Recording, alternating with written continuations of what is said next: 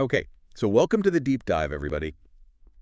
Uh, you guys sent in some seriously interesting stuff about what it's really like to be a project manager. All the craziness, all the challenges they face every What? single day. Yeah. So today we're going to try to really boil all that down, hmm extract the absolute most important insights Yeah. from your sources so we can all understand the essence of good project management and how to survive the chaos that Right. seems to come with the territory, Right. right? And we're going to be looking closely at a particularly insightful article from Technicali, which dives deep into all this stuff. Yes. So let's jump right in, shall we? What really stood out to me in that Technicali piece Yeah. is how they capture how unpredictable a project manager's day can be.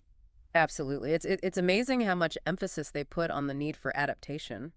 hmm You go in thinking, okay, I'm going to be working on task A, and suddenly it's budget discussions, or some team member needs your help with a problem they didn't see coming. It's like that all the time, right? All the time. You start with a plan and bam, Right. you're off in a completely different direction, and you've got to be able to roll with those punches. Totally. And that flexibility, I think that's really the core of what makes a project manager effective. Right. And in the Yeah. midst of all that, you've got these meetings, these calls, these stats reports to prepare. Mm. But it's not just about being present. It's about hmm anticipating the roadblocks before they even happen. Exactly. You have to be steps ahead thinking, okay, what are the potential problems here and how can I prevent them from derailing us? It's like a game of chess sometimes. Multiple games of chess at the same time. Exactly. And then on top of that, you've got your team to think about. Yes. And the Technicali article really nailed this point about constantly checking in with your team members. Yeah. And I don't mean just a quick, how are you doing? I mean, genuinely understanding their progress, hmm being able to spot those little warning signs that something might be off track. And just as importantly, acknowledging their hard work, appreciating their efforts. It's all about that human connection. It makes all the difference. Absolutely. And one thing that really resonated with me was their emphasis on eating the frog. Yeah. Yeah, that idea of tackling the toughest, most dreaded task first thing in the morning. Yeah, that's a classic for a reason. It's like getting the biggest obstacle out of the way right off the bat. Yeah. It frees up so much mental energy for the rest of the day. Totally. It's psychological, but it works. And then, of course, there's the whole challenge of maintaining that project momentum, Yeah. making sure everything keeps moving forward. Yes. And that's where the real art of project management comes in, I think. It's not just about ticking boxes. It's about knowing how to delegate effectively, how to keep a close eye on everyone's workload so no one burns out. Mm. And it's about understanding each team member's strengths. So you're giving them tasks that both challenge them and play to their expertise. Right. If you give someone something too junior to a complex task, you're Yeah. setting them up for failure. Exactly. And on the flip side, if you give a senior team member a task that's too basic, they're going to get bored and disengaged. And none of this is possible without a rock-solid system for staying organized. Oh, absolutely. The article touches on all of that, from managing documents and resources to meticulously tracking progress. Yeah, they even mentioned some specific tools like Asana, Trello, JIRA, which I'm sure a lot of our listeners are familiar with. Right. Those systems are lifesavers when you're dealing with the level of complexity that project managers face. Absolutely. And what's interesting is how the Technicali piece seamlessly transitions from those very practical daily tasks to the bigger picture issues of work-life balance and stress management. Yeah, I thought that was really Yeah. smart. It's a clear recognition that project managers are human beings too. Right. They're not robots, they're under a lot of pressure, and they need to take care of themselves. Absolutely. And the article doesn't shy away from emphasizing the importance of taking breaks, actually utilizing that vacation time. Those things that we all know we should be doing, but are often the first to go when we're under a deadline. Right. They even talk about things like yoga and the power of gratitude. Yeah, and it's not just feel-good advice. They actually cite scientific studies that back up the benefits of those practices. Exactly. And I think one of the most empowering takeaways from the article is that chaos and constraints, these are not excuses for failure. Right. They're part of the game. They're actually opportunities for the project manager to step up, Yes. To be proactive, to demonstrate leadership. to show their skills. Exactly. Okay, so let's talk about some of the practical tools that can help us manage all this complexity. Yes. The article puts a lot of emphasis on using an online planner Yeah.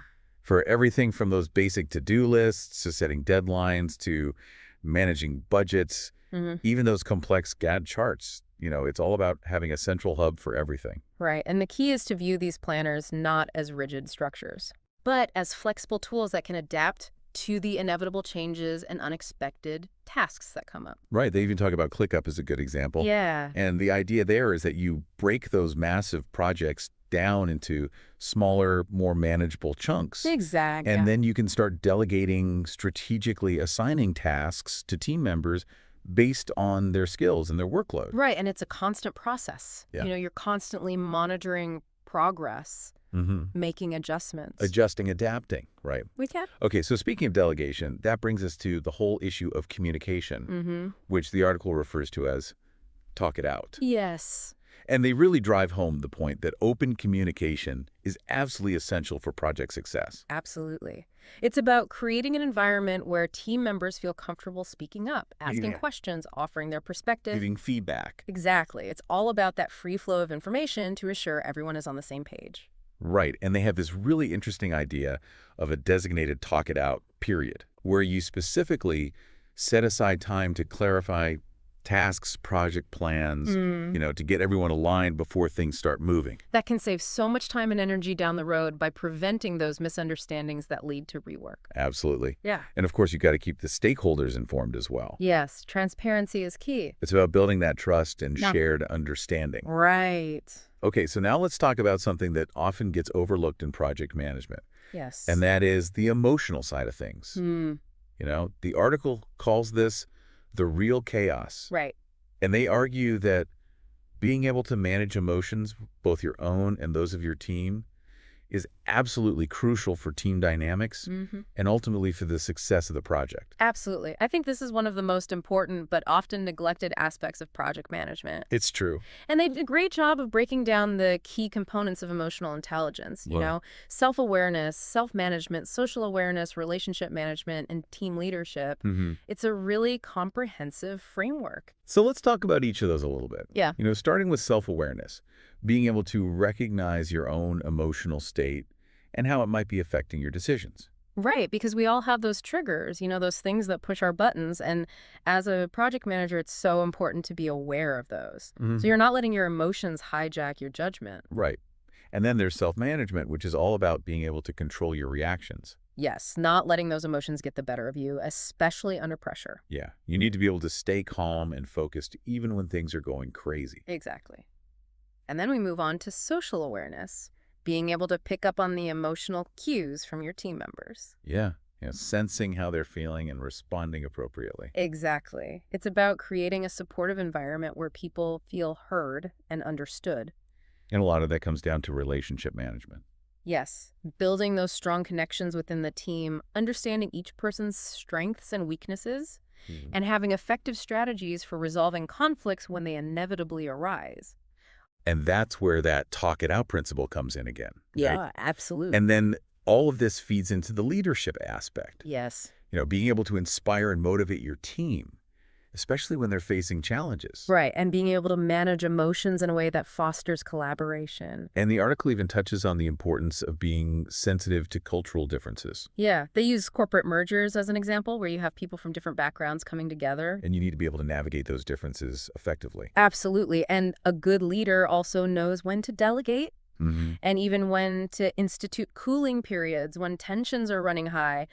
Give people a chance to step back and regroup. Right. Sometimes you just need to let things settle down for a bit. Exactly. So, all of this really emphasizes that managing emotions is not just some fluffy soft skill. Right. It's a core competency for any effective project manager. Absolutely. It takes effort. It takes discipline. It takes strong interpersonal skills. And it's an ongoing practice. Yes, something you have to work on every day. So let's shift gears a little bit and talk about the classic framework for managing project complexity. Okay. And that's the triple constraints, sometimes called the golden triangle. Yes, scope, budget, and time. Exactly. And the article stresses that managing these constraints isn't a one-time thing. Right. It's something you have to stay on top of constantly. You've got to be disciplined. You've got to be paying attention every single day. Absolutely. So starting with scope, the big takeaway there is the need for absolute clarity. right from the get-go. Yes. Everyone involved needs to understand exactly what their role is, what their responsibilities are, and what the boundaries of the project are. Right. You've got to prevent that dreaded scope creep Absolutely. where the project just keeps expanding and expanding. And before you know it, it's totally out of control. Right. It's like setting out on a journey without a clear destination. Exactly. And then you've got budget, which is obviously crucial. Yes. And it's not just about having a number. It's about anchoring that budget firmly and then meticulously planning for all the anticipated costs. And the unexpected ones. Yes, because those No. always seem to pop up. Right. And the real skill is finding ways to save money without compromising the quality of the final deliverable. And last but not least, time. Yes, time management is everything in project management. It's about setting realistic deadlines, Mm-hmm. communicating those deadlines clearly to everyone, Yes. and then constantly monitoring progress, making adjustments as needed. Right. You have to stay flexible. You have to be able to adapt. And they actually mentioned a really good resource for this, a post by Mark Farrar that goes into a lot of detail about managing those triple constraints. Yes. I think that's a great resource for anyone who wants to delve deeper into that.